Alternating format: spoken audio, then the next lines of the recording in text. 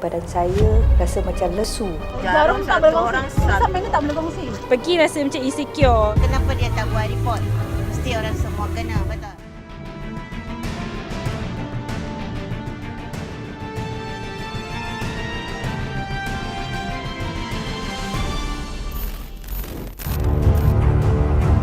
Apabila berbicara mengenai bekam, ramai pengguna beranggapan bahawa ia mampu untuk mengeluarkan darah bertoksik dari badan.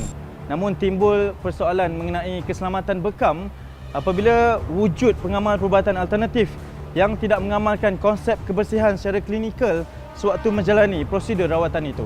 Ikuti kupasan Suara Konsumer berkenaan isu ini.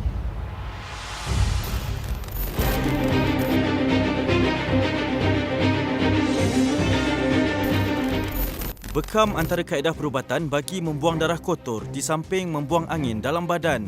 Namun timbul persepsi berkenaan keselamatan bekam apabila wujud segelintir juru bekam yang menawarkan perkhidmatan di kawasan yang tidak terjamin kebersihannya. Saya selalu buat bekam. Kalau kita tahu bekam bukan saja buat kat kepala, tapi sebagai perempuan kita buat dekat muka juga. Dia bagus untuk rawatan kulit kita. Saya lagi suka datang tempat yang kita dah tahu memang diiktiraf dan memang bersih semualah. Saya mesti nak cari tempat yang macam bersih. Lepas tu tak adalah saya macam pergi rasa macam insecure. Sebab sekarang ni bekam ni macam-macam jenis bekam. Kalau bekam darah tu kan dia ada jarum-jarum kan. Takkan satu jarum share dengan semua orang kan. So kena cari tempat yang proper lah. Saya akan memilih pusat rawatan yang boleh cakap yang diiktiraf. Kita pergi kat internet, kita Google, kita boleh tengok review kan.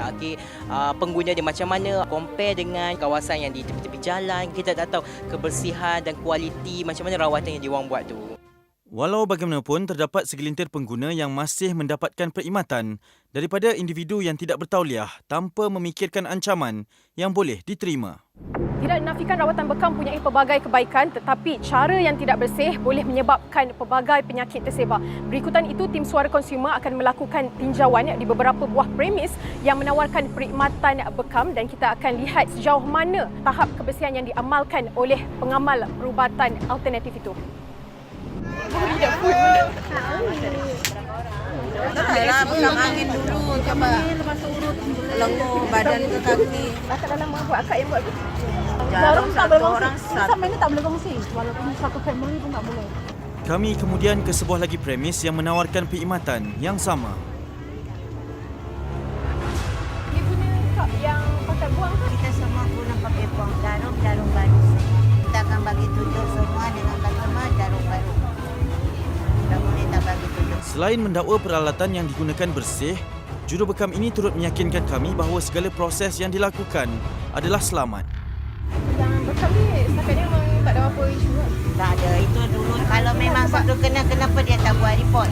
Mesti orang semua kena, betul? Cuma isu-isu je, tak payah risau. Apa masalah dia datang sini. Tinjauan kami di beberapa buah premis mendapati individu yang menawarkan perkhidmatan bekam itu mengakui bahawa mereka menggunakan peralatan jenis pakai buang. Namun saya sebagai pengguna pastinya meragui aktiviti perniagaan yang dijalankan kerana juru bekam itu terdiri daripada warga asing.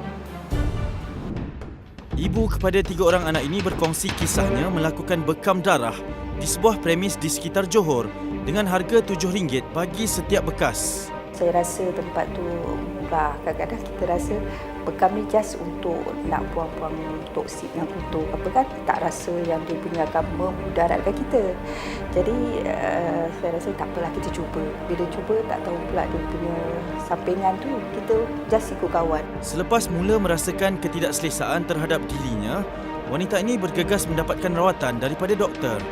Keesokannya saya rasa badan saya rasa macam lesu. Berat sangat saya nak bangun tidur. Lepas tu rasa macam bisa, rasa mual. Jadi saya pergi jumpa doktor. Dia kata mungkin dia punya tempat tu tak hygiene, tak bersih. Kita tak tahu dia punya bekakas dia bersih ke. Meskipun kerap kali mengamalkan terapi bekam, dia mengakui ini adalah insiden pertama berlaku sepanjang melakukan rawatan. Kadang kita ni nak yang murah. Kita fikir perkhidmatan tu murah boleh menjamin kita punya kesihatan. Tapi kita tak tahu murah tu pun memudaratkan kita. Pasal kita pun tak tahu kebersihan dia. Lagipun diiktiraf ke tidak dalam kerajaan, dalam sektor perdoktoran ke tidak. Itu yang kita nak pastikan. Menubuhkan spa bekam sejak 5 tahun lalu, Muhammad Fatullah Melatu Samsi mematuhi setiap garis panduan yang dikeluarkan oleh Kementerian Kesihatan Malaysia. Masa customer datang, apa yang kita perlu buat adalah kita cek kondisi kesihatan semasa. Customer tu ada tak penyakit-penyakit ke ataupun ada ambil ubat-ubatan ke, supaya tiada sebarang masalah selepas pada rawatan bekam. Kita tak nak benda tu mengganggu rawatan dia lah. Sebelum memperoleh sijil, setiap jurubekam perlu menjalani latihan bagi melayakkan mereka menjalani rawatan. Terapis kita ambil yang ada background medical dengan fisioterapi. Ada juga yang kita ambil yang zero, tapi kita akan buatkan khusus untuk dia dengan training yang lengkap supaya ia mematuhi garis panduan yang ditetapkan oleh Kementerian.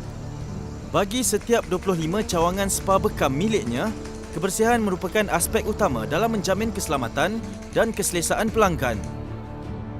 Dari segi penggunaan peralatan bekam, penggunaan kap, kita pun ada gunakan kap pakai buang.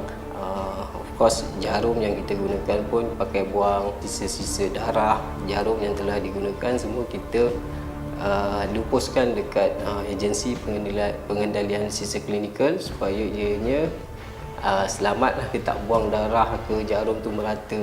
Melakukan kajian saintifik khusus dalam rawatan bekam pada tahun 2014, Profesor Abdul Aziz Al-Safi Ismail menekankan 3 bahagian kebersihan yang perlu dipatuhi bagi setiap terapis bekam. Tahap kebersihan yang kita buat dalam bekam klinikal tu macam kita buat di bilik pembedahan. Kita guna cecair pembersih yang sama. Satu, kita nak bersih orang tu sendiri. Yang kedua, jurubekam tu sendiri. Jurubekam kena pakai glove. Glove pun bukan selapis, 2 lapis. Kita pakai mask. Ya, dan sebelum tu kita dah bersih tangan dahulu. Dan yang ketiganya lah bekas yang kita guna ataupun alat yang kita guna. Itu pun kita bersih. Sebelum mendapatkan rawatan, pengguna perlu memastikan sama ada jurubekam berkenaan mengikut teknik dan prosedur bekam klinikal atau sebaliknya. Kita kena tengoklah apa sijil dia dapat latihan kat mana, dan juga yang penting sekali nak tengok cara dia bersih gunakan apa. Tak boleh nak guna tisu paper, sebab bila kita buat bekam dia keluar darah, dia luka, dan luka ni adalah risiko untuk kena jangkitan. Bagi tujuan pengiktirafan, setiap jurubekam yang tidak mempunyai pensijilan yang sah perlu mengambil kursus bekam klinikal. Bekam ni adalah satu jenis rawatan, dan bila satu jenis rawatan dia tak boleh nak buat sebarangan di sebarang tempat, di tepi-tepi jalan ke, di pasar malam ke, tak boleh. Saya sendiri buat kursus jurubekam klinikal, peringkat asas, peringkat lanjutan. Kita buat dia sepatutnya ikut, dan supaya kita tahu prosedur yang betul untuk buat bekam. Jadi selamat dah, orang buat bekam selamat, jurubekam pun selamat. Bagi mengelak sebarang kemungkinan jangkitan yang boleh membawa kesan lebih serius kepada diri mereka, pengguna perlu menilai serta mengutamakan kebersihan setiap pusat rawatan bekam.